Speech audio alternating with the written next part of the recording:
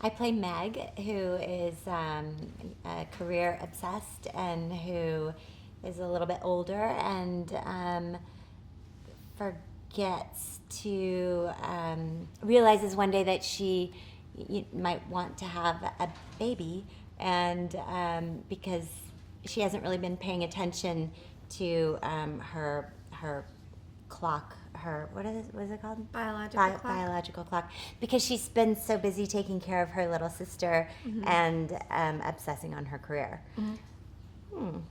I play Alice, who is sort of codependent and has always been in a relationship or depended on her older sister to like take care of her or make her feel better or get things done for her. Sort of needy. And then she decides to not do that anymore, but doesn't realize how hard it's going to be. And then she overcomes her fears and her shortcomings. And she becomes a real woman in the world, in America. So you both, this is a great cast, by the way, and there's a lot of great chemistry on the screen. But you two have two prominent relationships. Can you talk a little bit about, first we'll start with your relationship with Robin, played by Rebel, and just talk about what that relationship is about and a little bit about working with Rebel.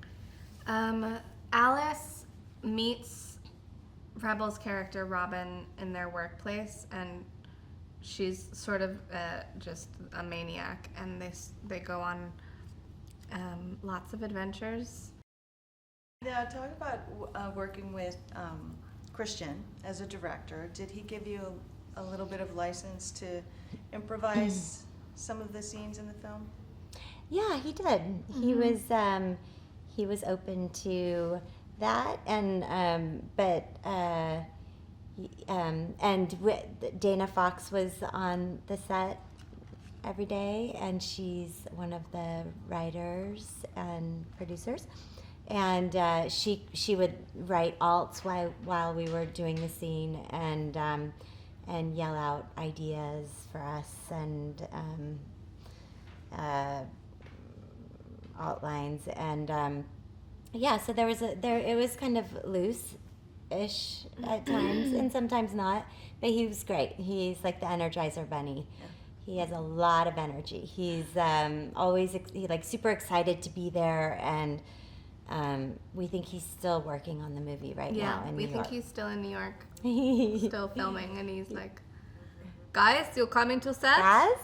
Hello, guys? I'm so excited. Is that good? Now the stories, even though it's a romantic comedy, but it's got a lot of messages in it with these stories in it. So what do you hope that audiences will take away from this? I think that obviously it's going to, people are going to find it very relatable in all ages, adult ages. So what do you hope that they walk away from after seeing this? I hope people, mostly young women, feel encouraged and positive about being happy with themselves and proud of themselves and free and able to just be themselves. To enjoy the time in your life before you get married and have kids, and just like cherish that time, because you might decide to stay single forever, but if you get into a relationship, then it's I don't know, it's a special time that people sometimes don't appreciate, or they take it for granted, and they kind of skip past it. But I think it's important to just enjoy that time and live it up. And to not feel like your identity relies on you attaching yourself to another person.